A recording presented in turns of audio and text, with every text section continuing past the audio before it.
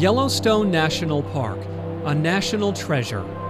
Drawn to its beauty, wildlife, and thermal spectacles, over 2 million people travel to Yellowstone every year, absorbing all their eyes can take in. But beyond the bison, the elk, and Old Faithful lies an invisible Yellowstone, a secret world of life where scientists least expected it.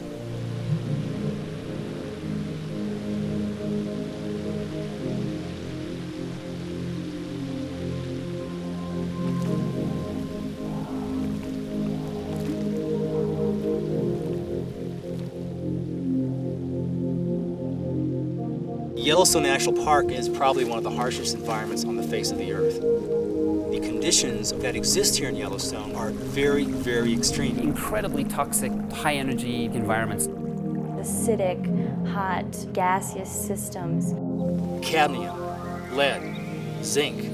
Iron, arsenic, sulfur. The highest level of antimony that I've ever seen. You've got heat and you've got acid and well, I mean, there's a lot of ways to get hurt out here.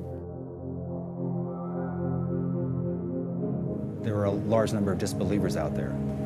No one believed that any organism could tolerate, let alone thrive, in these extreme temperatures.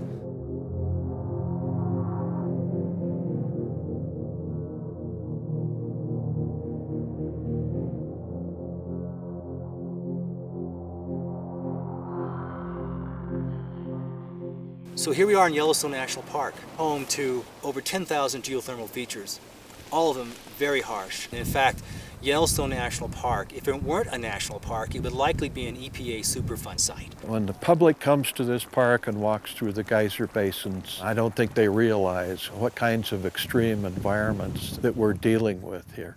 I mean, not only is it extreme from a temperature standpoint, but some of them are more acidic than battery acid. So the hot springs appear to be such extreme and harsh environments because of the high temperatures and the unusual chemistry, acid hot springs and bubbling hot springs and all these gases, the sulfide, that are very toxic to us. But these microbes do really well. These springs and pools are lined with thick, mat communities of microorganisms. This is an important aspect of Yellowstone that I think the average visitor never really understands. The average visitor sees the elk, with the furry things we call them, the bison, the grizzly bears, the wolves. But what most don't understand when they're walking along the boardwalks, when they're viewing these geothermal features, is that there is significant diversity right here below them. They're seeing teeming life right here at their feet.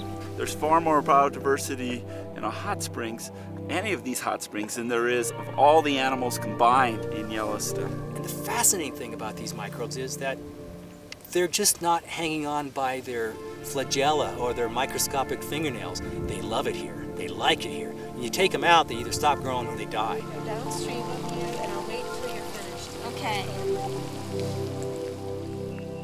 The last decade, scientists who have worked with these hot springs have found strange and new organisms that, up until we started studying a place like Yellowstone, we had no idea they even existed.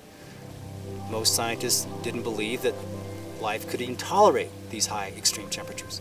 But that's what Yellowstone is all about. What does it mean that this one came up in there? It has no rock, does it? As they explore microscopic Yellowstone, scientists are becoming aware of life in new ways.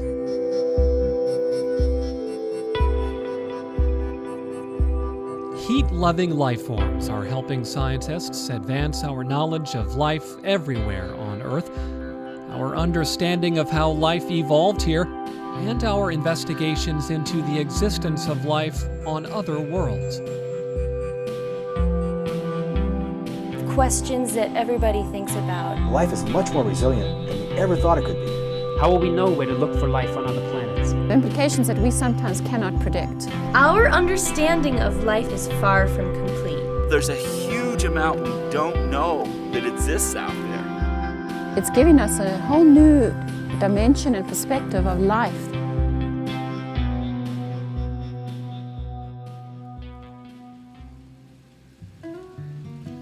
As research on microscopic life in Yellowstone gained momentum, scientists began collaborating in their efforts. One such collaboration took root at Montana State University, where a group of scientists formed the Thermal Biology Institute. For these scientists, field work in Yellowstone is critical, from carrying their tools in on their backs to dealing with Yellowstone's extreme conditions. A day in the field requires focus, persistence, and of course, energy. Cookies, the essential stuff. For many, seeing Yellowstone on a winter day blanketed in snow is a once-in-a-lifetime experience.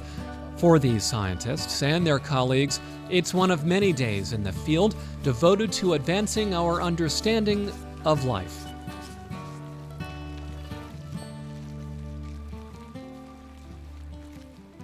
My daughter is in junior high school, and you'd think that the science in the public schools would be right up to date about what's going on. So she brought her biology book home, and I was looking through it. And they still describe our understanding of life that's 20 to 30 years old. There's really been a revolution in the last 30 years in our understanding of life on this planet. Most of the biodiversity of life on this planet resides in the microbial world. So if we were to take all the microbes away, kill them all, we would die. The planet would just crumble. But if we took all the animals and the plants and the bison and the elk and the wolves, the microbes would just shift, change a little, and continue to thrive on this planet.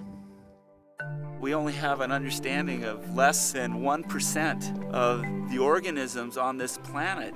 So most of life we have never studied. The microbes are the chemists of the world. They make the oxygen on this planet. So they really are the foundation of life. And so it's extremely important to study them. And we know so little about them that there's so much still to be discovered. When scientist Thomas Brock discovered life in Yellowstone thermals in the late 1960s, biology categorized all life into two main domains, two branches on the tree of life, the eukarya and the bacteria. By the mid-1970s, a scientist by the name of Carl Woese revolutionized how we viewed life. By looking at life on the genetic level, Woese discovered a group of organisms with such unique DNA, they were their own domain of life. Archaea, a new branch on the tree of life. The archaea are a group of organisms that are just as abundant as bacteria and are just as different from bacteria as bacteria are from humans. They're a fundamentally different type of life on this planet. The realization that there were three, not two, major classifications of life sent a shockwave through the scientific community. Then came another seismic shift. When Woese probed deeper into the genetic code of archaea, he found evidence suggesting that if one were to follow the tree of life back in time, all the way to its roots, archaea is one of the earliest kinds of life you would see. Living fossils that may provide hints about what the earliest life forms on Earth were like, and how life evolved on our planet. And this is a recently new discovery. Only for the past 10 years have we realized the role that archaea are playing in our biological world. And it turns out that in these high temperature environments that we have in Yellowstone, that archaea are very well represented. Earth's early atmosphere consisted of certain gases that aren't very common in our atmosphere now, such as methane, ammonia, CO2. And those are all gases that are abundant in the emerging waters of these hot springs that we study. Many scientists believe these environments really are an analog for early Earth, and it draws scientists from all over the world.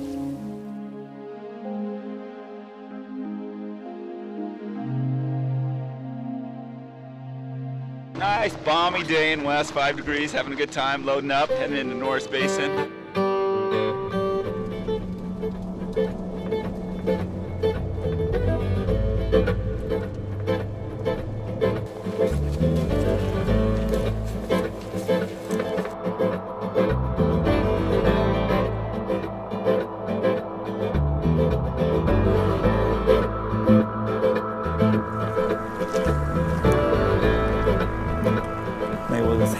filter through the syringe filters.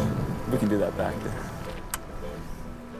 Welcome to Yellowstone, welcome to my backyard. I have the pleasure of being a scientist that actually goes from working in the field all the way to looking at atoms. Our particular interest is in viruses from high temperature environments. We're really interested in viruses from boiling acid. And Yellowstone is the perfect place to come look for boiling acid. Now you might ask, why? The interest of this project was to understand archaea. And our idea is that we can use viruses as a molecular microscope, if you will, and use the viruses as tools for understanding their archaeal hosts. Anywhere there's life, there's viruses. And it turns out the viruses are really simple, lifelike agents. And because they're parasites, they perfectly biochemically mimic the host in which they replicate. And so if you understand how a virus works in a particular cell, you understand a lot about how that cell itself works. I am sort of surveying these sites around here to see what the pH and temperature is of the pools. So this pool is right about 2.7 pH, which is pretty acidic, and about 75 degrees Celsius, which is pretty hot. And that's exactly what we're looking for because archaea tend to thrive in environments that are pretty extreme, high temperatures, high salt. And many of the fundamental discoveries in biology were first made by studying viruses. The genetic code, in part, was first figured out by studying viruses. So we said, okay, no one had ever come to Yellowstone to look for viruses, so why don't we come here and ask the same kind of questions? Will the viruses, if we find them, will they tell us new things about life at high temperatures? Everywhere scientists look, from the hottest environments to the coldest, from the salty to the most acidic, they see both archaea and bacteria. But archaea evolved differently than other organisms, and by studying the viruses that infect archaea, Mark's team observes unique cellular structures, enzymes, and amino acids that have never been seen before. We're looking for unique characteristics, and we don't know where those might be, so we have to survey. We've looked at 500 sites now in the park. It may seem like a lot, but that's really just a drop in the bucket. There's over 10,000 estimated ones. We've got a long way to go.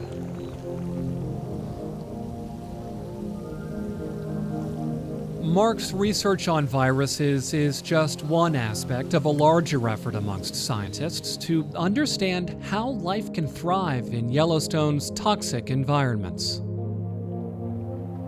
To explain how these organisms survive, scientists had to let go of their preconceived notions about the limits of life and work together in a new way.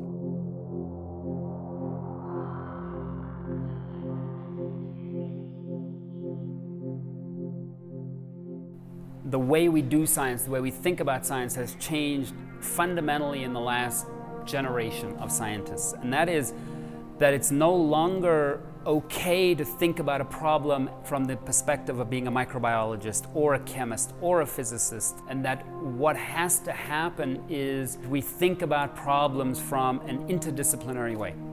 And I think what we've managed to do is bring together people with incredibly diverse backgrounds and give them Yellowstone with organisms and the potential to ask questions in a really fundamental way, bring them all together and say, how do you all play together? How do chemists, Biochemists, biologists, Ecologists, virologists, Physicists, microbiologists, geomicrobiologists. how do we all think about essentially the same problem, but with really different expertise? Rough up a few of the sediments. Between my regulator and the valve. 3076.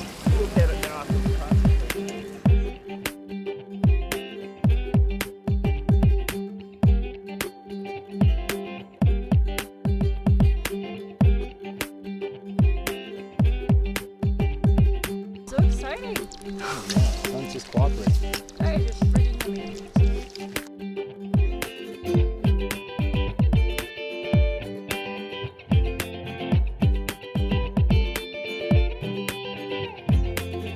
Look at this. This is awesome.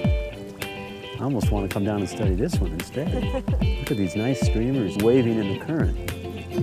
When you come to a hot spring in Yellowstone and you see these beautiful streamers in the hot springs, you often think, wow, that's just one organism. But in fact, it's billions of other little organisms all attached and communicating to each other, feeding each other. It really gives you an appreciation of how complex these systems are.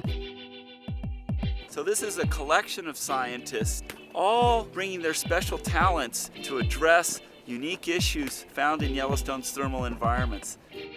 But there's so much diversity, so much strange microbiology running around in Yellowstone National Park that we've just begun to scratch the surface.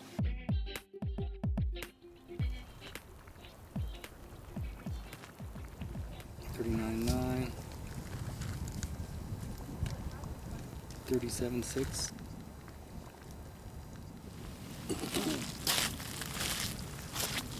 I'm often asked what the purpose of research is in the park and why is it needed? Isn't it intrusive on this great wilderness? And my answer is simple. I don't know how you can manage something unless you know what it is.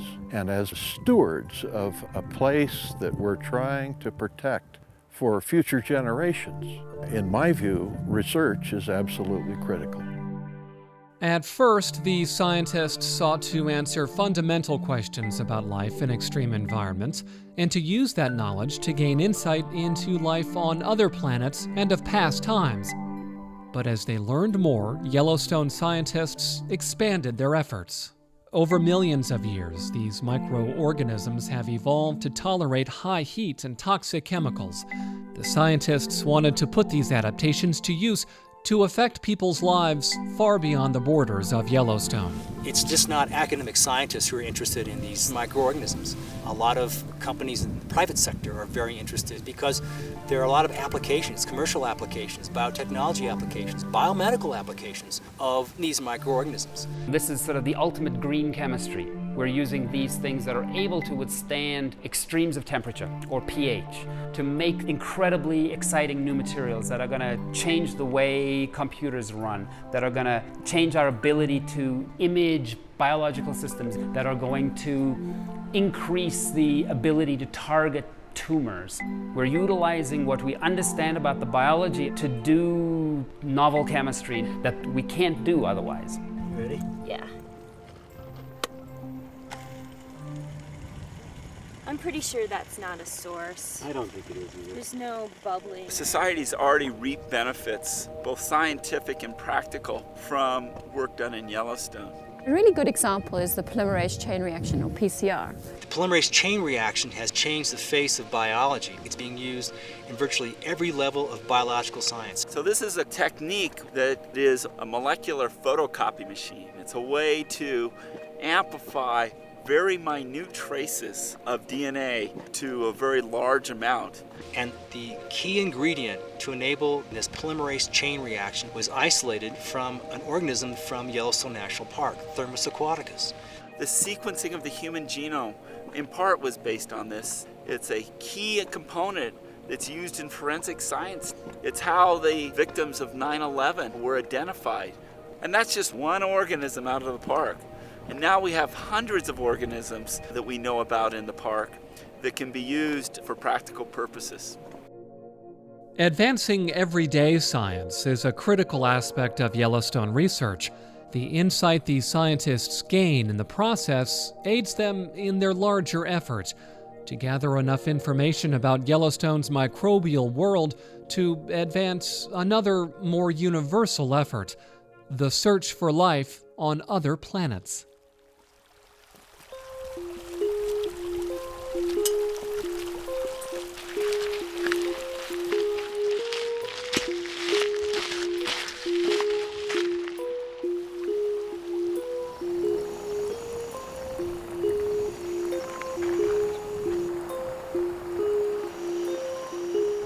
While Mark Young's group uses viruses as tools to study archaea, Dr. Tim McDermott and Dr. Bill Inskeep study archaea and bacteria directly. By combining their knowledge of microbiology and chemistry, They want to contribute to the search for life in the extreme environments of other worlds. To do so, they've set out to understand how organisms in these toxic environments find the energy to survive. We've discovered some sites that are phenomenal. They may be environments that aren't found anywhere else on the planet. But it's more than just describing novel organisms. It's also getting a sense and a complete description of what these organisms are doing in those environments and why their adaptations are unique. Ultimately, we're trying to understand how the chemical environment interacts with the microbial populations and vice versa. It's a basic, very fundamental microbial ecology project. And just like you have elk ecologists and wolf ecologists that are studying the activities of these larger macroorganisms and how they're making a living, we're trying to do the same thing except at a microbial scale. What microbes could eat, I like to say in the simplest terms. You have to realize that life in these thermal springs is completely dependent on the energy sources that it gets from the springs. It's not coming from photosynthesis. It's not coming from how we normally think of life. It's coming from the chemical resources that are available in that hot springs. We grow microbes in serum bottles and test tubes all the time, and you don't really understand if that food that we're giving them is really what they use in the hot springs. Are microbes possibly eating the chemicals and gases in the springs as they were 3.5 billion years ago?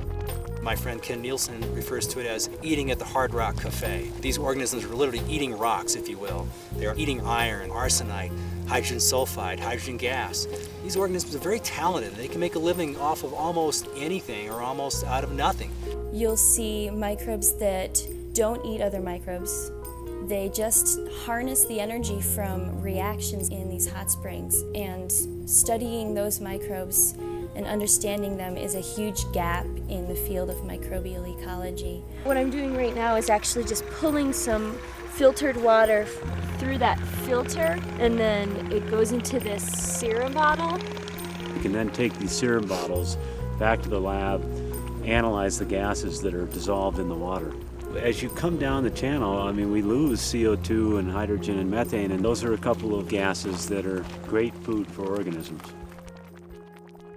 Tim and Bill have discovered that when these organisms, in a sense, eat the chemicals around them, they alter those chemicals in very specific ways, creating the bright colors and unique rock formations you see when you walk along Yellowstone's boardwalk. And by understanding these changes, Yellowstone research is providing new tools in the search for past and present life on other planets. 7, 6, 5, 4, 3, 2, engine ignition, and liftoff of the Delta II rocket with the Mars Exploration Rover, surveying for the deepest insights into the mysterious evolution of Mars.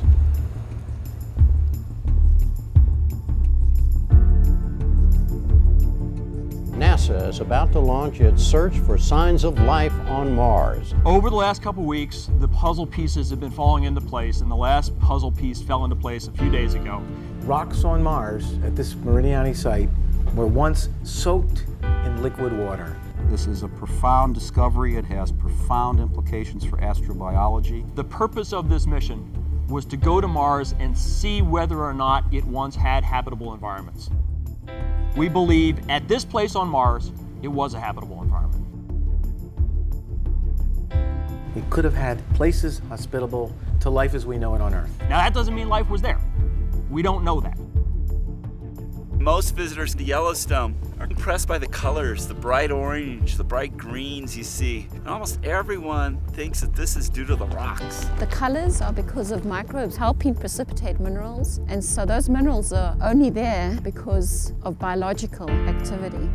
When these microorganisms make a living, they leave behind specific chemical signatures, microbial footprints, evidence of microbial life, microbial activity. If we understand what gets left behind and how they then become incorporated into the terraces like at Mammoth, then when we go back up to Mars, we can look at those rocks with a much better and much more informed eye to understand the kinds of life that we might expect. There's hints for ancient habitats on Mars. See all the brown on it? These things are living off of iron as their energy source. The spirit of exploration and discovery are alive and well. When you don't add mat sample from the spring, you don't get any iron oxidation, but when you do, you get lots of iron oxidation. We can only imagine what opportunities for discovery await us when we send more sophisticated robotic capabilities and human explorers to Mars. NASA may not actually find life itself, but if they find these footprints, if they find evidence that at one time microorganisms were indeed active on a place like Mars, then that would be a profound discovery. I mean, if life can exist in North Geyser Basin, it can probably exist anywhere out there in the universe.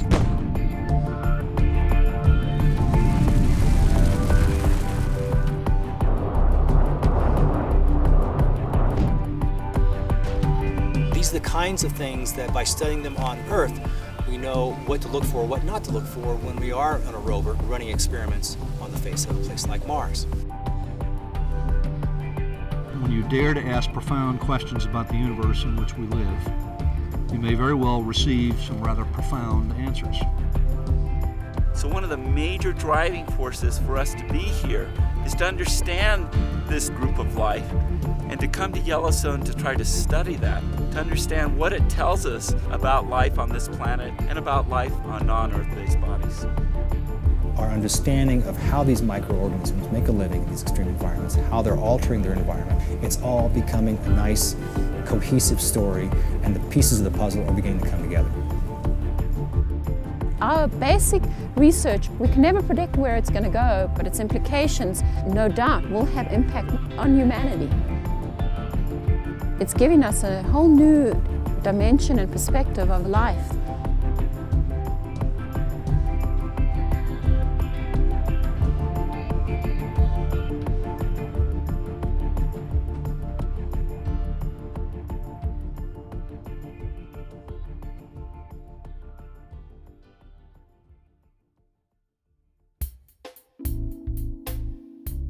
If I start with what Bill's... You want to address that question of what we do in the lab? Research. When I started to work in your... The lab. Environmental research. He can't do that. I ran out of fingers. But this technical... Get a big drop down on my... Anyhow.